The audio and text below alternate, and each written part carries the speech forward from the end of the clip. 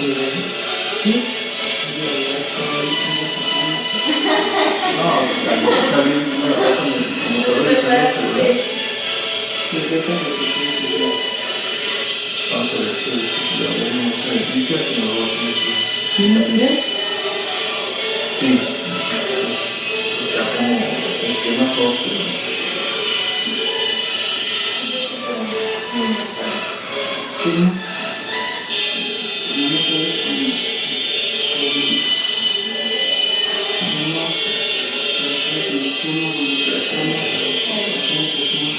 Sí les convendría hacer, ¿eh? No me parece, ¿no? Muy buenos días. Empezamos nuestras transmisiones en esquemas de la psicología en su máxima expresión, deseándoles un formidable inicio de mes para nuestros seguidores. Iniciamos actividades en este mes con este nuevo proyecto de salir a algunas instituciones y bueno, hoy estamos siendo albergados por la Unidad de Protección Civil de la Universidad de Guadalajara. Agradecimiento especial para el coordinador y sobre todo para el maestro Diego que nos acompaña. Hoy vamos a omitir lo que siempre iniciamos con un cuento para aprovechar más a nuestro invitado y bueno, queremos poner a su disposición nuestro WhatsApp, el 344-879-06 para recibir dudas o preguntas en relación con el tema del programa. Y bueno, quiero dar la bienvenida a mi compañera en la conducción, la psicóloga Laura Telles. Laura, ¿cómo estás? Bienvenida. Muy bien, buenos días. Estamos aquí muy contentos en compañía del maestro Diego, que nos va a compartir pues gran parte de sus conocimientos, de su información y que sobre todo es muy importante, ¿sí? El tema de prevención del suicidio es algo básico, es algo sumamente valioso, pues vamos a aprovechar este día. Tenemos como siempre dos invitadas también, alumnos que trabajan en su práctica de entrevista y bueno, me gustaría que se presentaran. Bienvenidas. ¿Quién se presenta primero? Hola. Mi nombre es Daniela y soy alumna del profesor del Centro Universitario de Ciencias de la Salud. Bienvenida. Mi nombre es Fabiola, también soy estudiante de Psicología y también estoy tomando una materia con el profesor y pues aquí estamos acompañando el día de hoy. Bueno, y es para mí un honor presentar al maestro Diego Ernesto Ruiz Navarro, jefe de la unidad en CUSEI. Si es así, Diego, ¿no me equivoco o cheque mal el dato? Sí, déjame decirte, perdón la corrección. Lo que pasa es que durante algún tiempo nosotros tuvimos las instalaciones físicas en lo que es las instalaciones del Complejo Deportivo Universitario, en la Avenida Revolución 1500.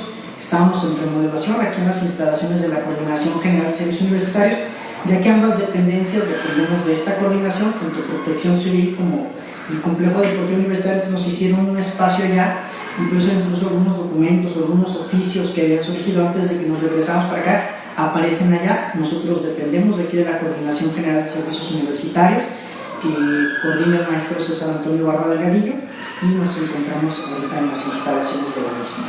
Muy bien, muchas gracias. Bueno, pues el tema del día de hoy es alfabetización emocional, educación para la salud en relación a la prevención del suicidio. Y bueno, más que centrarnos en el problema, nos vamos a centrar en las soluciones, que creo que es muy pertinente. Seguimos la agenda de la OMS en el marco del día 10 de septiembre, Día Internacional de la Prevención del Suicidio. Pues solicitamos el apoyo del maestro Diego para que nos hablara de esta propuesta de cómo ayudar a las personas a prevenir la cuestión del suicidio. Por ahí escuchaba algunos comentarios de alguien del Salve que decía que el problema es de la familia. Yo creo que el problema va más allá de la familia. La familia es una red de apoyo, pero yo creo que es más en cuestión individual. Y por eso es que entendemos la pertinencia de invitar al maestro Diego. Bueno, a manera de introducción voy a plantear un poquito lo que es el tema, la temática del día de hoy. Bueno, la necesidad de la alfabetización emocional ha sido ampliamente abordada por diferentes autores desde los 90 hasta la fecha. La alfabetización emocional, la educación de la inteligencia emocional, transita de forma paralela a la educación del carácter, el desarrollo moral y el civismo, y es una firme convicción docente, tal y como se expresa en la investigación de Soraya desarrollada por Sala, Abarca y Marzo en 2002 en la Universidad de Barcelona, la cual pone de manifiesto la creencia sólida que tienen los docentes sobre la necesidad de trabajar la educación emocional en contextos educativos, aunque el sesgo de ello es la suficiencia de la capacitación de muchos maestros para impartir este tipo de temáticas, pues. Y bueno, hablar de alfabetización emocional es referirse al proceso de enseñar a leer y escribir. En este vector se empleó este término para dar cuenta la capacidad de los individuos para codificar y decodificar textos escritos.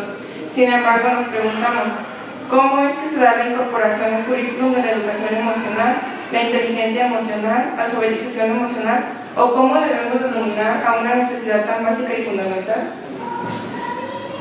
Bueno, yo creo que este punto es importante, sobre todo porque ahora en el marco del que sería el bachillerato se implementan las competencias socioemocionales y creo que es bastante importante, pero más allá de eso creo que lo tendríamos que llevar a toda la población. No sé qué piensa usted, maestro, en este sentido, incluso cómo le deberíamos llamar alfabetización emocional, inteligencia emocional, o cómo sería la forma prudente de llamarlo. Claro, mira, yo estoy totalmente de acuerdo en que este es un tema que tiene que llegar a toda la población. El término alfabetización o educación emocional, que se pueden tomar como sinónimos, pues hablaría del proceso el que vamos a utilizar para llegar al objetivo, ¿no? Que es que las personas desarrollen ciertas competencias socioemocionales, que el término que se ha popularizado desde hace algunos años, principalmente por los trabajos de Daniel Goleman, su libro titulado La inteligencia emocional, pero es eso, ¿no? Al referirnos a alfabetización o educación emocional, hablamos del proceso que vamos a seguir. Va a haber diferentes técnicas, modelos, ahorita hablaremos de algunos en la medida que el tiempo nos lo permita, pero que va a ayudar a que las personas desarrollen estas competencias, ¿no? Y entendiendo la competencia como un conjunto de elementos que tiene que ver con conocimientos, acciones, destrezas, para poder conseguir un objetivo de manera eficiente y satisfactoria, con cierta calidad. Y entonces lo podemos traspolar a un montón de temas, ¿no? Como tú decías, lo podemos llevar a diferentes temas como afrontar las diferentes problemáticas que podamos tener, como el estrés, la ansiedad, los miedos, los enojos, pero también tiene aplicaciones, por ejemplo, que se están dando en los ambientes laborales. Tenemos ya empresas como Google que tienen un programa de entrenamiento bastante interesante de inteligencia emocional basado en atención plena, que también ahorita se nos permite el tiempo hablaremos de él. Y también en las escuelas obviamente está teniendo cada vez más fuerza. Por ejemplo, en Europa ya hay algunos países, sobre todo algunos países de los que curiosamente salen bien evaluados en las pruebas de educación a nivel mundial, como la prueba PISA, ya incorporan desde edad temprana este tipo de procesos educativos que tienen que ver con habilidades socioemocionales. Y en Argentina, por ejemplo, ahorita se aprobó una ley de educación emocional que es bastante interesante, que creo yo que los psicólogos deberíamos de revisar esa experiencia latinoamericana y buscar la manera de replicarlo. ¿Por qué?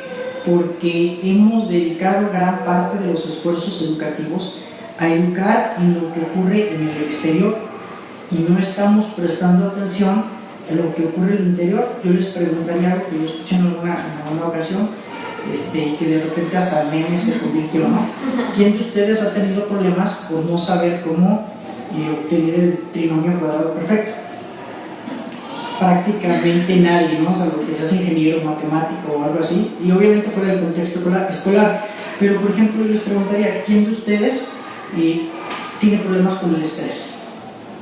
¿Quién de ustedes llega a tener problemas o ha tenido problemas en su vida asociados a una pérdida? Una pérdida, por ejemplo, de algún ser querido, de alguien, etc. Y a propósito, les recomiendo un libro que es uno de los libros que ya se ha convertido en mis favoritos, que se llama Los 14 aprendizajes vitales. En este libro, que el compilador es Carlos Alemany, como su nombre lo indica, lleva 14 capítulos. Y en cada capítulo habla de un conocimiento o una destreza que tendríamos que adquirir, ¿no? Y hace una crítica que sí recibimos una educación formal en la escuela, pero que a veces no nos dota de ciertas competencias que nos van a ayudar en la vida cotidiana. Y este libro es muy bonito porque cada capítulo lo escribe un profesional diferente, un psicólogo diferente, y habla de habilidades para la vida que son muy importantes. Una de ellas, cómo decir que no; otra de ellas, cómo aprender a despedirnos, entre otros, ¿no? Es un libro muy bonito y que se pueden ver algunas de estas temáticas. La inteligencia emocional, las competencias socioemocionales, pues son competencias que nos van a ayudar en nuestra vida de diferentes maneras.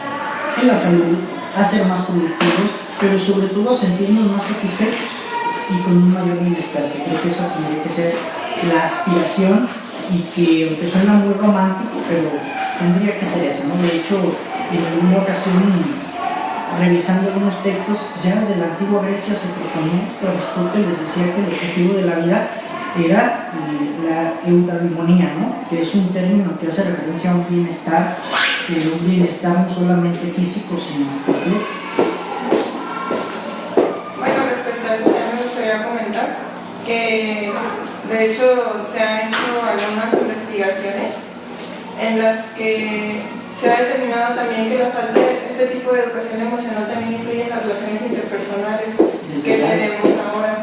Entonces me gustaría saber si usted tiene algo más de conocimiento acerca de cómo es que esta falta de educación emocional influye directamente en las relaciones que estamos teniendo ahora, que son más distantes, que son un poco menos empáticas, por así decirlo.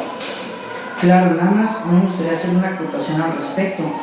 Y lo lamentable, o tal vez alarmante, por decirlo de alguna manera, es que esto no solamente está impactando ya en el tipo de relaciones que tenemos en base a la tecnología, pero también está impactando el no tener este tipo de aprendizajes en la convivencia tradicional y cotidiana, ¿no? Por ejemplo, Rafael Vizquerra, un autor español que ha trabajado mucho, ha sido uno de los primeros en el tema de la educación emocional. Por ejemplo, él dice que gran parte de los problemas de violencia que tenemos sociales no son más que ir a mal manejar, que si nos hubieran enseñado desde pequeños a manejar esas ideas, se podrían controlar, ¿no? Problemas como el que vamos a hablar hoy, que es el suicidio, pues muchas veces puede tener que ver con situaciones estresantes, que a falta de otros recursos, las personas deciden quitarse la vida, o por ejemplo, personas que también ante una pérdida, una tristeza severa, y el no saber manejarla, los lleva a tomar la decisión de querer quitarse la vida, ¿no? Entonces, temas como por ejemplo el bullying, pues son falta de empatía.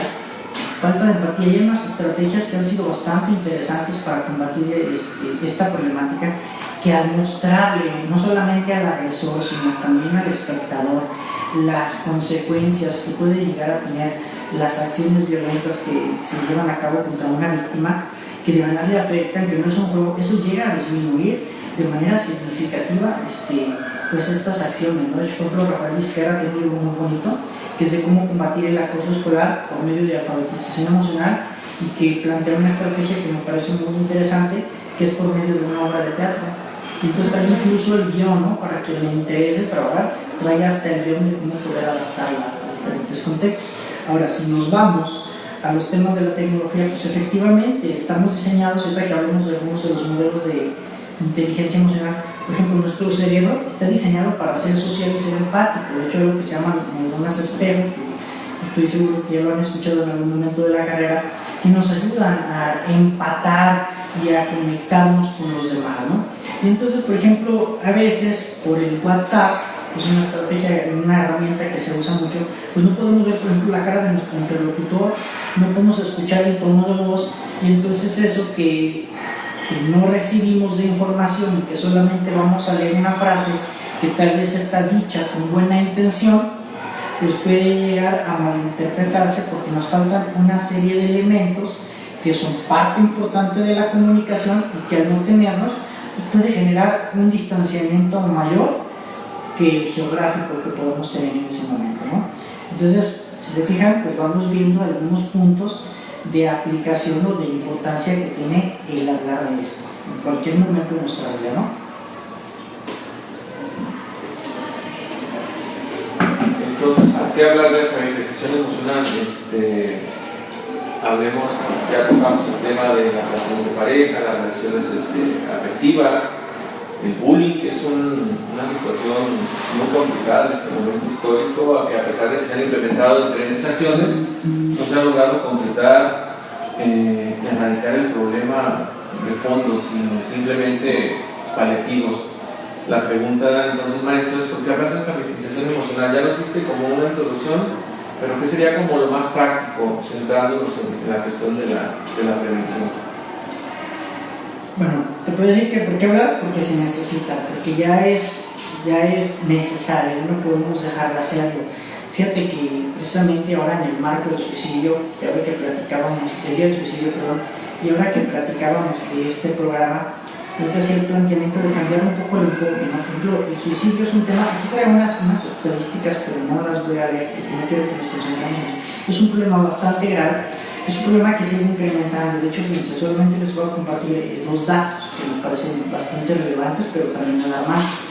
Jalisco se encuentra en el segundo nivel nacional en el tema del suicidio, solo por debajo pues, de la capital. Bueno, tiene un montón de implicaciones que pueden llegar a explicar por qué se llama uno, ¿no? Pero bueno, eso ya tiene una serie de elementos que nos hacen tener que prestar atención. De hecho, la Organización Mundial de la Salud ve en México uno de los índices más altos de incremento en el tema de suicidio. De hecho, en los últimos años, y este es el otro dato, los últimos 20 años, ha tenido un aumento de un 114% el tema del suicidio. Hay algunas cosas que permanecen, como ciertas fechas, ciertos perfiles, pero algo que también, por ejemplo, es alarmante desde el punto de vista de los universitarios es que el incremento del suicidio, por ejemplo, en hombres menores a 44 años, ha sido una de las características que tienen las personas que deciden quitarse la vida. Yo les puedo decir que lamentablemente nosotros ya al interior de algunos planteles ya hemos tenido problemas asociados al suicidio. Entonces, por eso yo creo que es necesario, ¿no? Y es necesario no solamente para combatir las problemáticas. Lo interesante de este tema, y por lo que me gusta mucho, es que no solamente nos va a ayudar a disminuir problemáticas, sino que nos va a ayudar a fortalecer otro tipo de elementos que son positivos. Vuelvo a mencionar, hay varios modelos de inteligencia emocional. Por ejemplo, hay uno de Rafael Vizquerra, que dentro de los grupos de competencias que sostienen a una persona que es emocionalmente inteligente o inteligentemente emocional, es que se generan competencias para el bienestar. Y vuelvo al punto que suena romántico, pero cuando uno se siente satisfecho con su vida, que podría ser una sobresimplificación de lo que es el bienestar como subjetivo, pues no vas a pensar en problemas como el suicidio, ¿no? Que es el que nos tiene el día de hoy, y que esta propuesta es tratar de cambiar las estrategias que evidentemente no han funcionado, ¿no? Que se centran en, bueno, muchas de ellas, y es un tema que nosotros abordamos porque sí es importante y necesario, no voy a decir que no, pero que son, por ejemplo, los primeros auxilios psicológicos. El detalle con los primeros auxilios psicológicos es, sí, tenemos que tener personal capacitado, y no solamente psicólogos y psiquiatras, entre más personas, mejor. Sin embargo, los primeros auxilios psicológicos se utilizan una vez que el problema ya se presentó.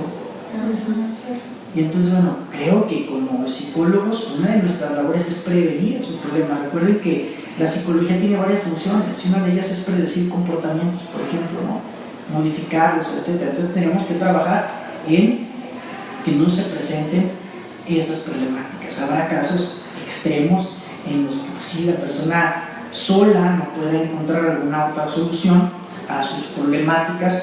De hecho, hay un libro, y hay una frase que se ha popularizado, y luego un libro la descompuso un poco y la usa como título, que dice que el suicidio, bueno, las personas que deciden o piensan quitarse la vida, ven el suicidio como una solución permanente a un problema temporal. Y si bien puede ser cierto, hasta cierto modo, pues lo ideal que sería hacer, pues dotar a las personas de competencias, herramientas y mecanismos de afrontamiento que les ayuden ante las situaciones cotidianas, que a veces pueden ser bastante terribles, no podemos negar esto, no podemos ver el mundo color de rosa.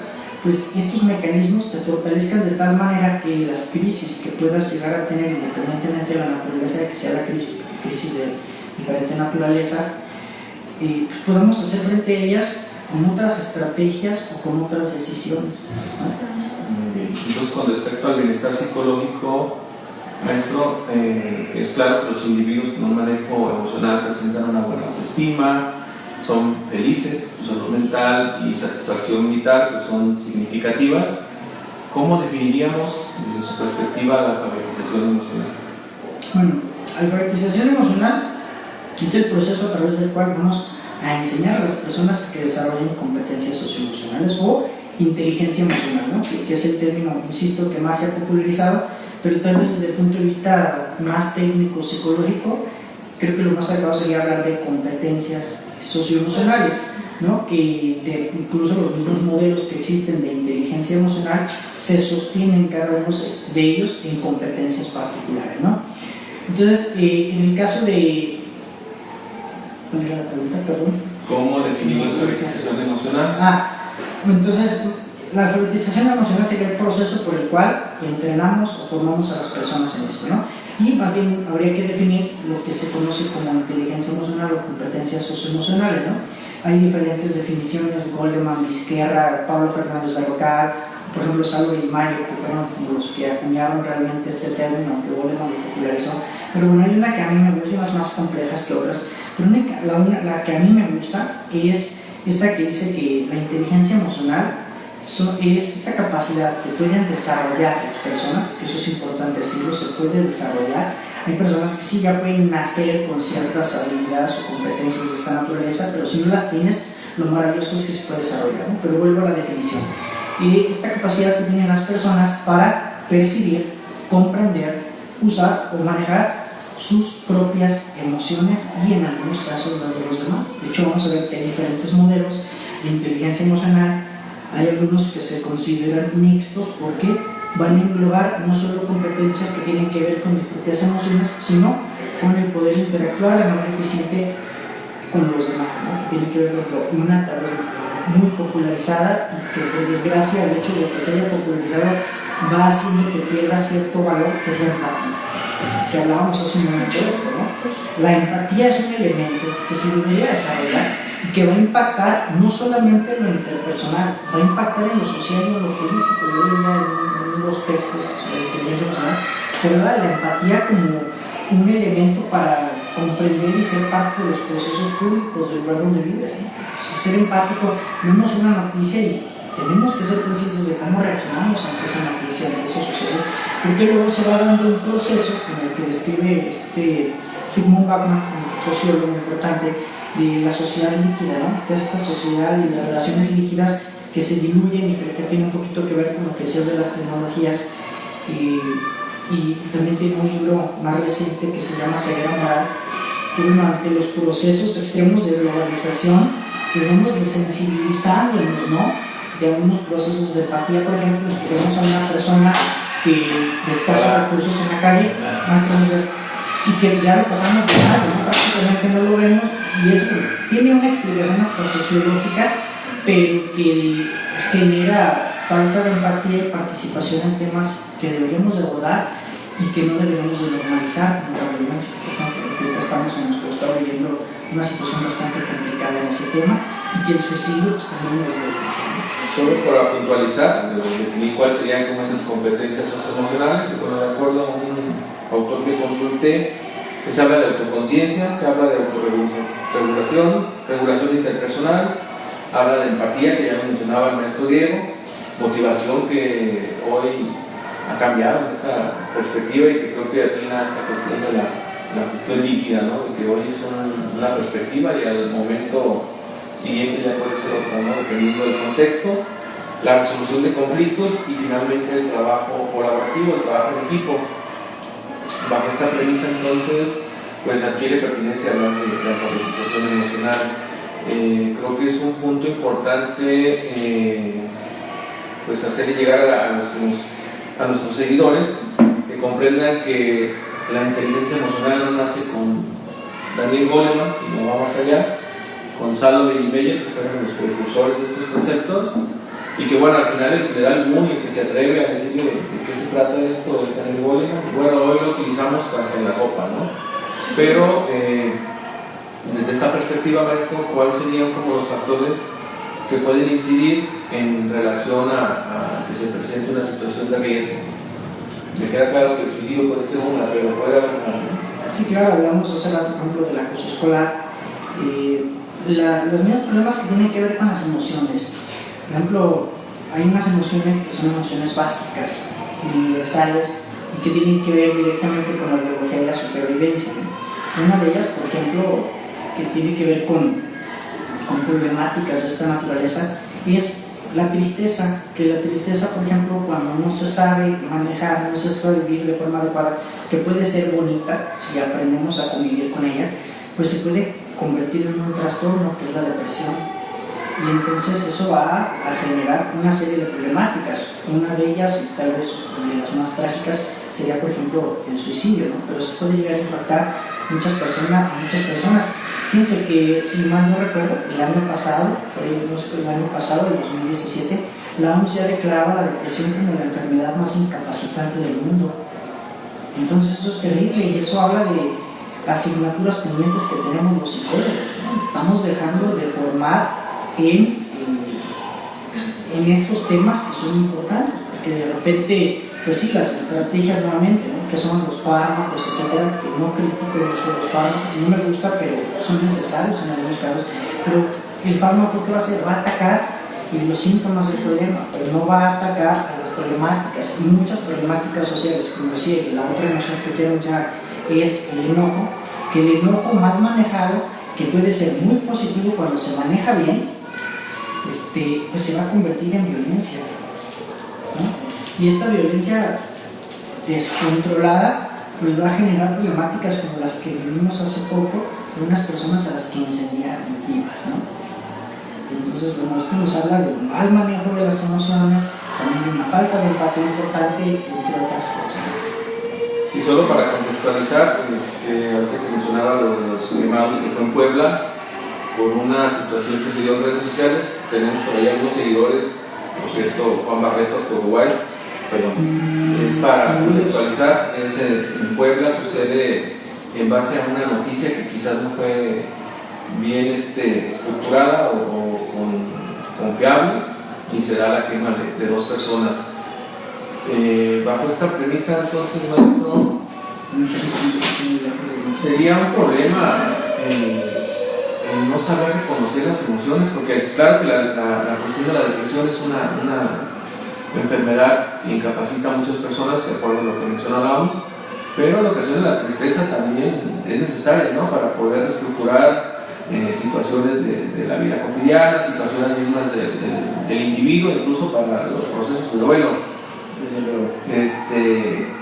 ¿Qué otras acciones pudiésemos implementar, no solo en cuestión de reconocer las emociones, sino de poderlas expresar? ¿O qué le parece? Bueno, en primer lugar, respondiendo a si es un problema, sí, y bastante grave, ¿no? De hecho, la falta de haber trabajado sobre estos temas es lo que nos tiene como consecuencia muchos de los problemas sociales, entre ellos la violencia, el suicidio, que la depresión ya se ha considerado una de las enfermedades que más aquejan a la humanidad a nivel mundial. Pero no se nos habla de la gravedad y la magnitud del problema.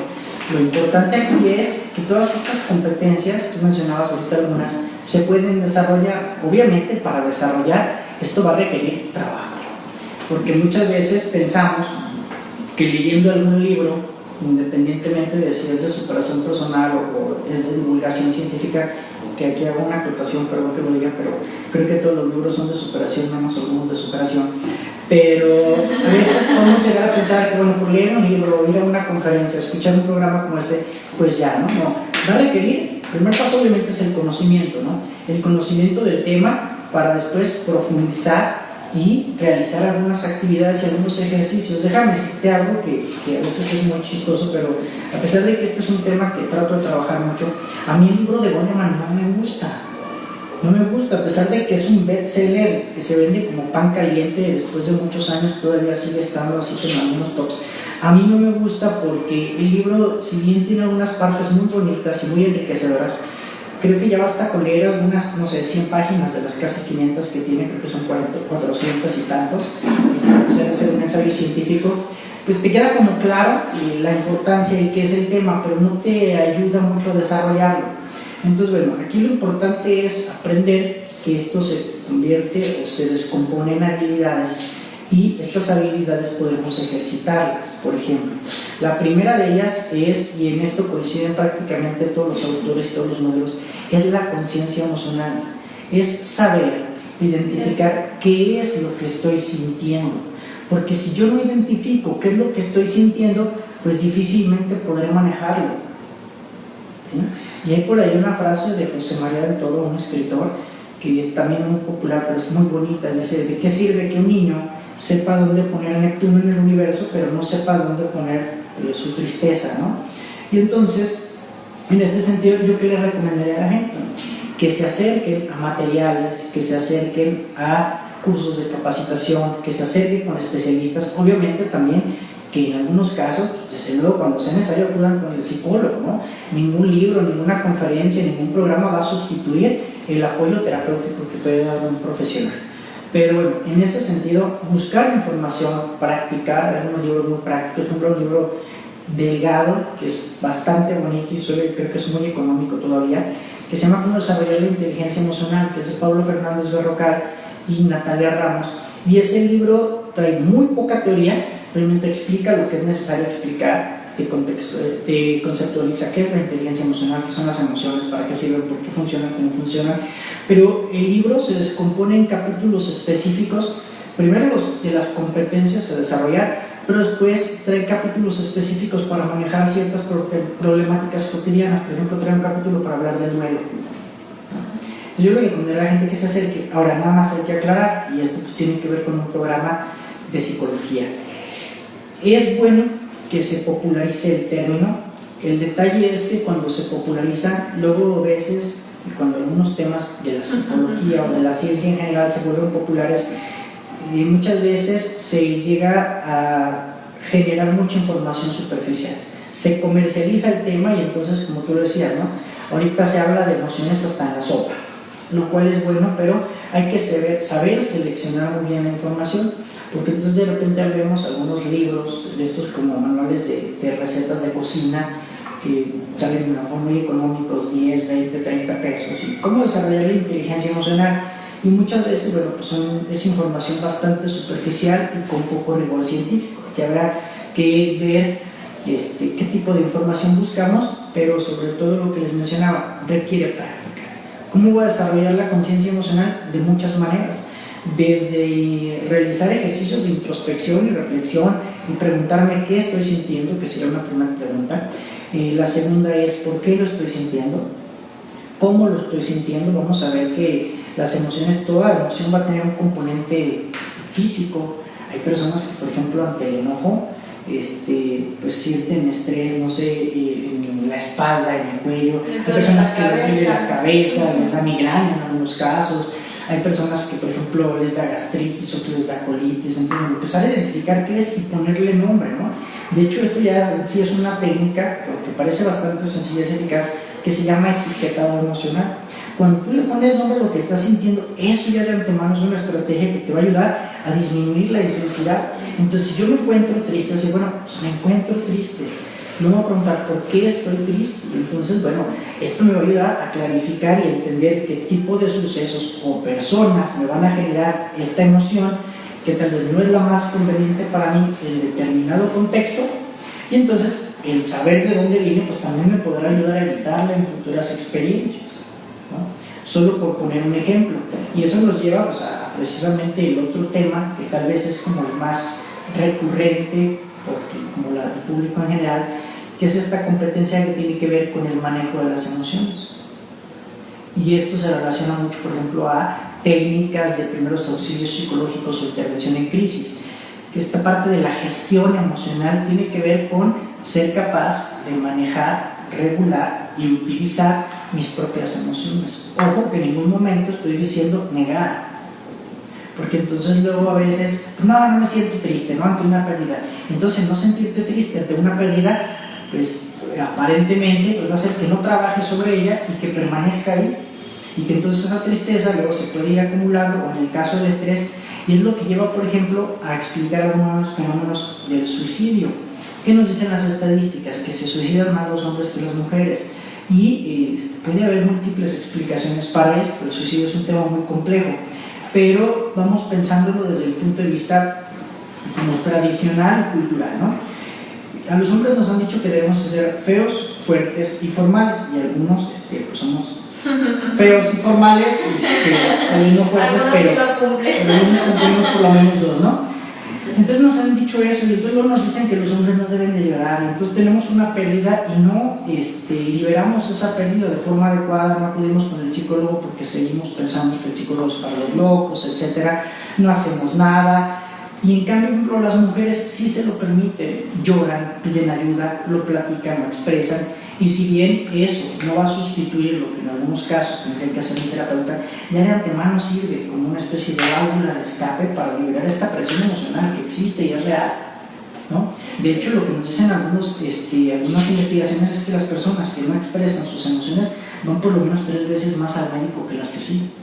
Me parece interesante entonces esta cuestión que plantea. El problema es que cuando nos cerramos a la emoción, por ejemplo, el caso de un duelo, decir, no me siento triste o no me siento mal, es cerrarte otras emociones, y eso tarde que temprano te va a impactar. El ir negando las emociones, entonces te va a llevar no solo a negar la tristeza, sino a negar la alegría, quizás la ansiedad o cualquier otra de las emociones básicas. Entonces, pues creo que se vuelve importante esta parte. Claro, y si me permiten hacer ahí 2 acotaciones breves, luego me emociono, ¿no? Fíjense, por ejemplo, Golda Meir tiene una frase que a mí me gusta mucho, que dice que quien no sabe llorar con el corazón tampoco sabrá reír con él. Entonces, si tú vas bloqueando tu ser emocional, por decirlo de alguna manera, pues vas a bloquear todo, no nomás lo que aparentemente es negativo, que también habría que hablar de esta diferenciación. No hay emociones negativas, por lo menos desde el punto de vista bueno o malo, tienen una función y esa función es muy útil. Pero bueno, y la otra es una anécdota de primer mundo, de primera mano, ¿no? Hace ahorita me acordé por ver tu dedo lastimado. Hace poco mi sobrinito de 6 años, no, tenía como 5 años cuando le pasó, se quebró el brazo por su primera fractura. Entonces no estaba aquí en Guadalajara, cuando llegué a platicar con él, oye, mi hijo, ¿y cómo te sentiste, no? Y le digo, oye, no, pues ya me estuvo platicando que la doctora que le puso. Y le digo, oye, ¿y lloraste? Y me dice, tío, sí iba a llorar, pero mi papá me dijo que no llorara, que me aguantara. Y entonces eso lo vemos en el día a día. No puedo condenar a mi sobrino. Tiene que ver con formación, y por desgracia esto se vuelve tan cotidiano que se llega a normalizar. Entonces ahí me tienen dándole la cátedra a mi sobrino, mi hijo no tiene nada malo llorar, cuando sientes dolor, cuando hay un buen motivo, ya explicándole al niño, ¿no? Pero eso vamos haciendo, y muchos así nos formamos. Y eso es un gran problema. Bueno, maestro, usted nos hablaba acerca de educar en este proceso de alfabetización emocional y todo eso.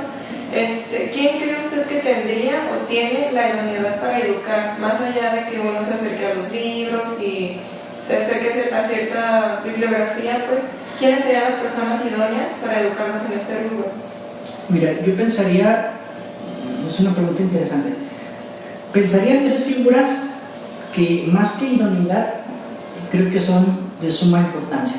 Tal vez el más idóneo por formación sería un psicólogo, desde luego, ¿no? Porque va a tener cierto dominio del tema y mayores estrategias para apoyar a las personas, y que es un grave problema que ahorita tenemos los psicólogos, no solamente en Jalisco, de que bueno, de repente ya toda persona que estudia algún curso o algo se considera terapeuta, etc.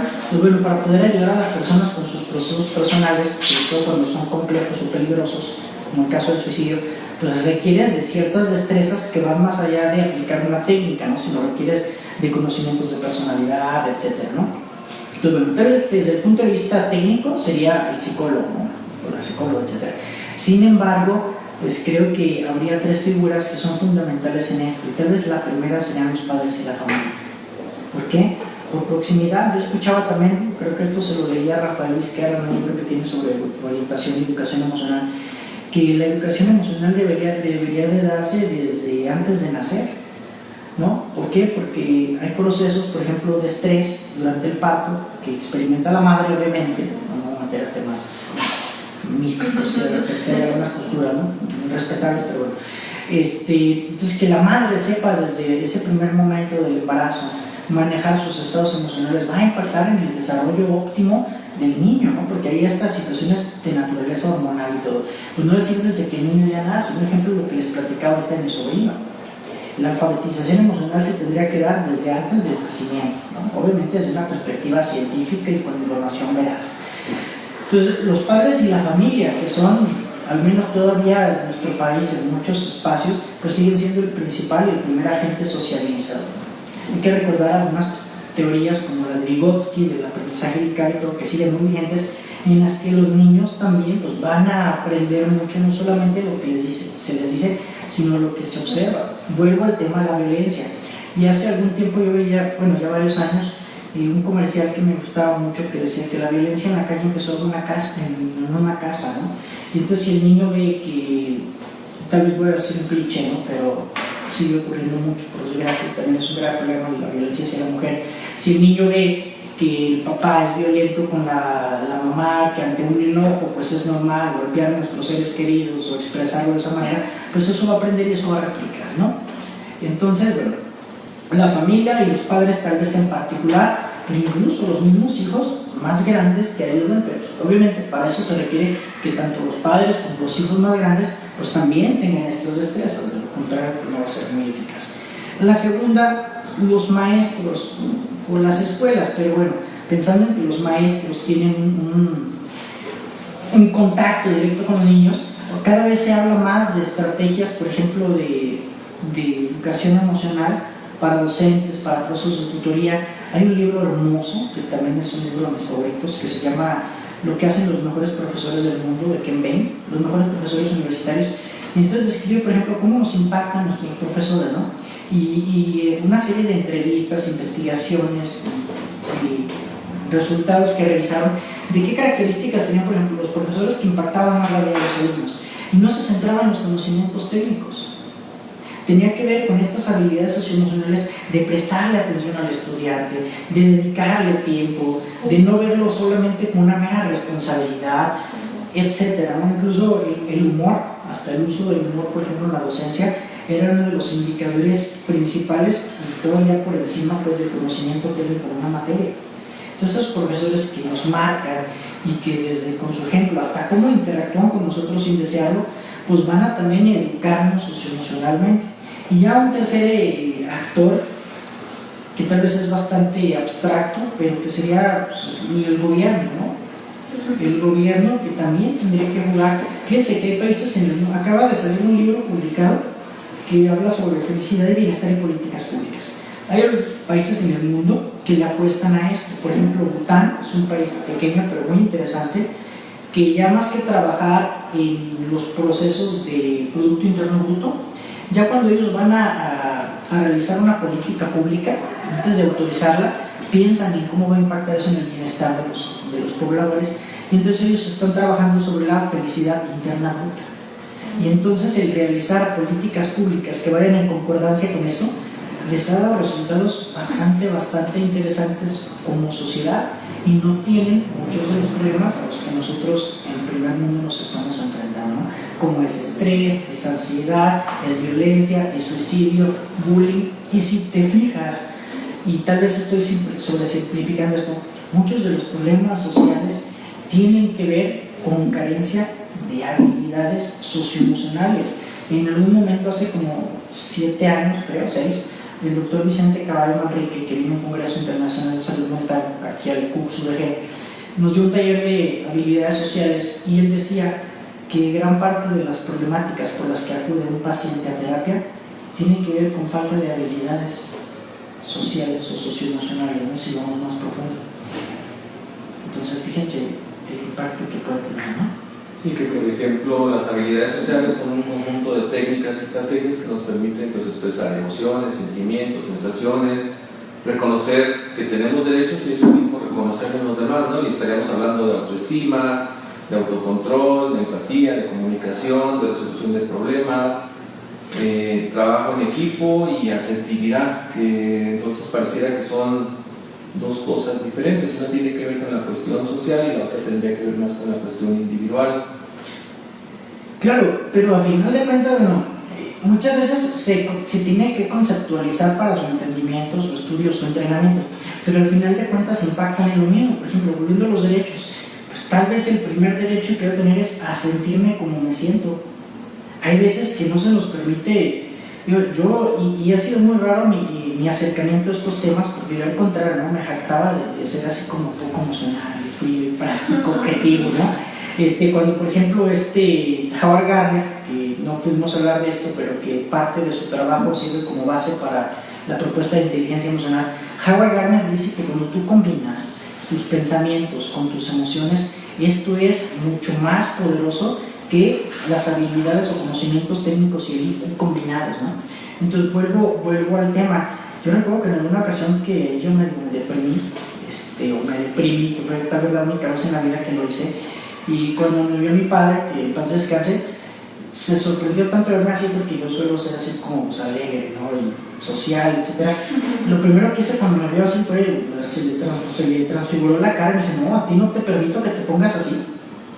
Entonces fíjense, lo que les decía a mi sobrino, ¿no? Los niños, primer derecho a sentirme como me siento, a estar triste porque tengo una pérdida, ¿no? A veces no nos lo permitimos, a sentirme enojado, la injusticia, pues claro que nos va a molestar. Y yo pienso, por ejemplo, se condena mucho el enojo, ¿no? Como si fuera una guerra. No, puede ser muy positivo si se regula y se canaliza. Pensemos, por ejemplo, en los grandes luchadores sociales que no hubieran sentido enojo o indignación ante lo que estaban viviendo. Pensemos en un personaje que a mí me encanta, entonces el personaje histórico que más admiro, Mahatma Gandhi, que luchó, digo luchar porque sí fue una lucha, pero de manera no violenta. De hecho, la ahimsa, que era lo que propone esta filosofía de no violencia, pues Gandhi se enojaba mucho, ¿no? Y se indignaba, y de hecho hay una anécdota que es como el primer despertar que él tiene ante estas injusticias del Imperio Británico hacia la India y la discriminación que sufrían, en el que él una vez iba en el tren, iba en primera clase, y entonces lo ve una persona, y esto lo cuenta en su autobiografía, que también es un libro de mis favoritos, muy bonito, se los recomiendo. Cuenta en su autobiografía que lo denuncia otro pasajero que se sorprende verlo por su color de piel en primera clase, y le llama a uno de los operadores de los que trabajan en el tren y le piden que cambie de clase, ¿no? Y él se niega y dice, oye, pero pagué mi boleto y mira, aquí está mi chip, pero usted no puede. Y él, en su indignación por no permitir que lo cambiaran de asiento, de lugar, porque había pagado primera clase y no tendría por qué no estar en primera clase, lo bajan del tren. Pero imagínense si Gandhi no hubiera sentido indignación o enojo ante esos malestares. No habría conseguido lo que consiguió, que no es cualquier cosa, ¿no? La independencia de su país ante un imperio significativamente más poderoso. Y que yo cuando veo, por ejemplo, imágenes o videos del funeral de Gandhi, a mí me sorprende y me conmueve mucho. De hecho, paralizó al mundo ese funeral. Y hay, por ejemplo, Albert Einstein, ¿no? Un personaje tan grande como él decía, ¿no? Que las futuras generaciones se van a sorprender de pensar que en algún momento existió una persona como él. A ese grado ya. Imagínense a Martin Luther King sin indignación, sin ira, ¿no? Solo por tener algunos ejemplos. Sí, definitivamente la cuestión emocional aporta muchísimo al desarrollo de propuestas, de programas, de luchas que de alguna manera traen consigo consecuencias muy favorables pues, para la sociedad.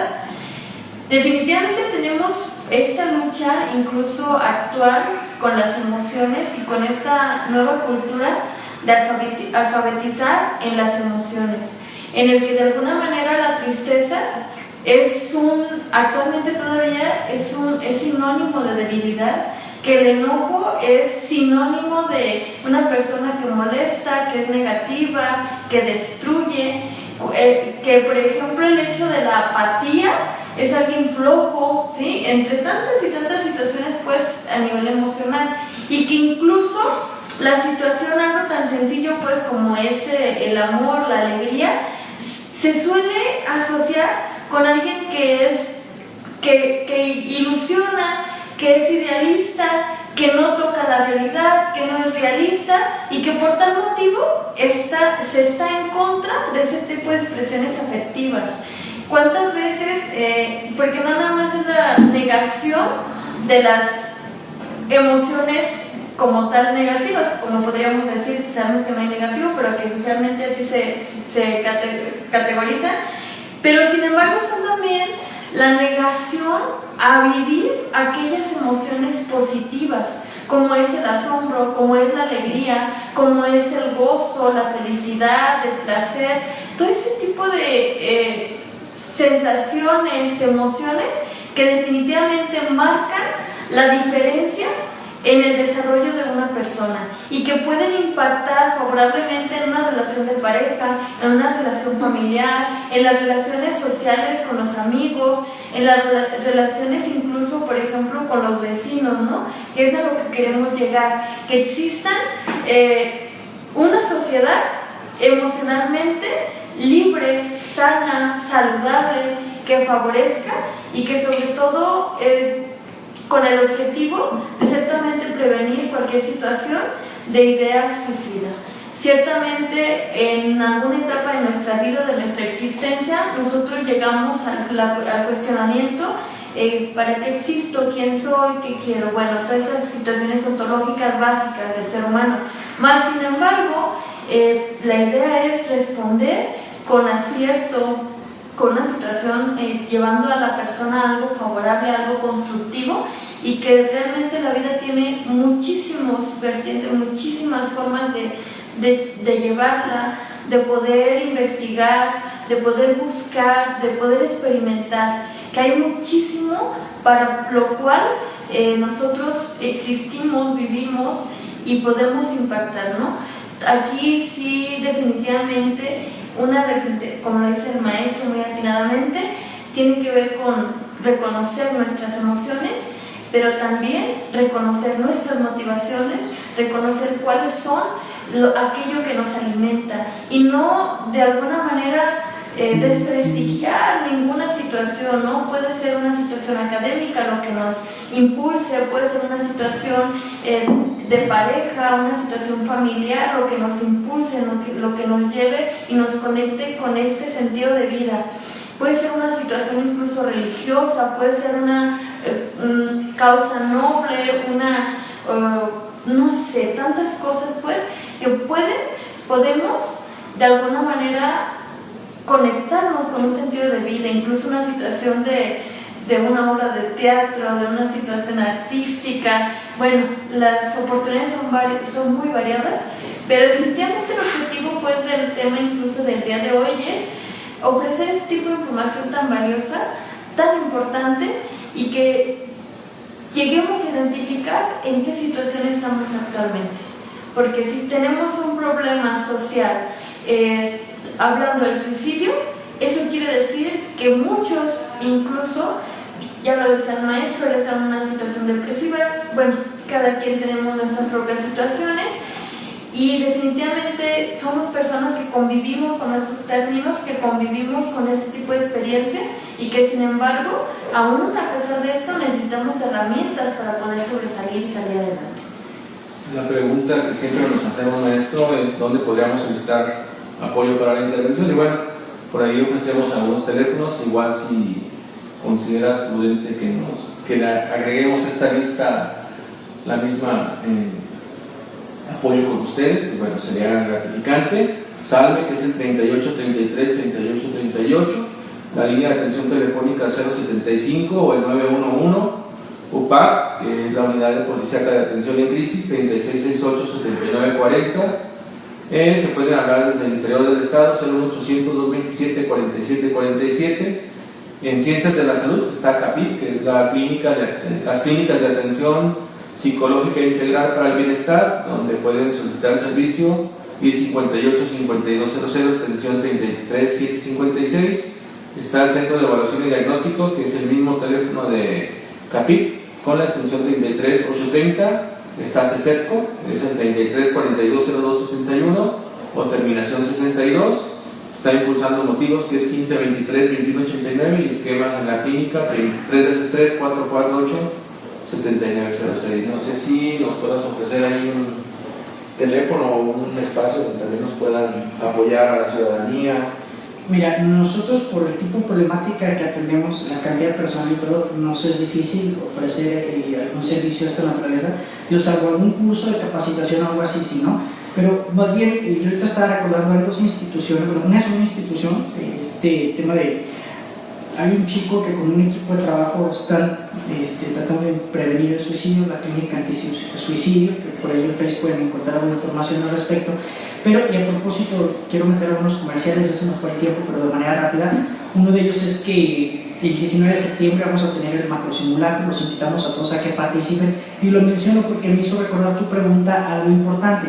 Precisamente el año pasado, que tuvimos el problema del sismo, que afectó, bueno, varios sismos que afectaron algunas partes de nuestro país, pero en particular, por ejemplo, el de la Ciudad de México, que fue precisamente el 19 de septiembre y unas horas posteriores al macrosimulacro.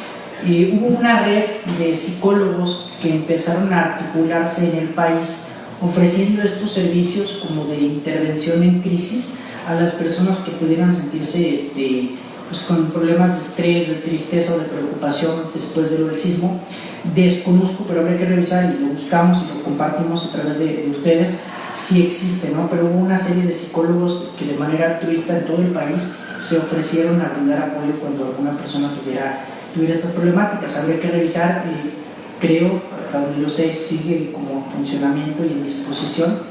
Pues bueno, a nivel como de institución, pues tal vez así, ¿no? Pero de antemano, si alguien tiene ya esta problemática, pues no duden en buscar ayuda profesional con algún psicólogo o psicóloga específicamente, no duden en acudir, ¿no? También, y si quieren, también el sábado en el Centro Universitario de Ciencias de la Salud, en el Auditorio Rodolfo Morán, a las 9 de la mañana, vamos a tener un curso de prevención del suicidio que va a estar compartiendo su servidor como parte de la invitación de la Unidad de Protección Civil del mismo Centro Universitario de Ciencias de la Salud. Es entrada libre, quien guste acompañarlos, les recomiendo que revisen las redes del CUCS, ahí debe estar la información del curso, ya que nosotros solamente estamos apoyando pues, con el tema de la instrucción como tal, no de la otra parte administrativa o logística del curso, pero pues, también los invitamos. Maestra, entonces ya para terminar, ¿cuáles serían los contextos que favorecen al hablar de alfabetización emocional?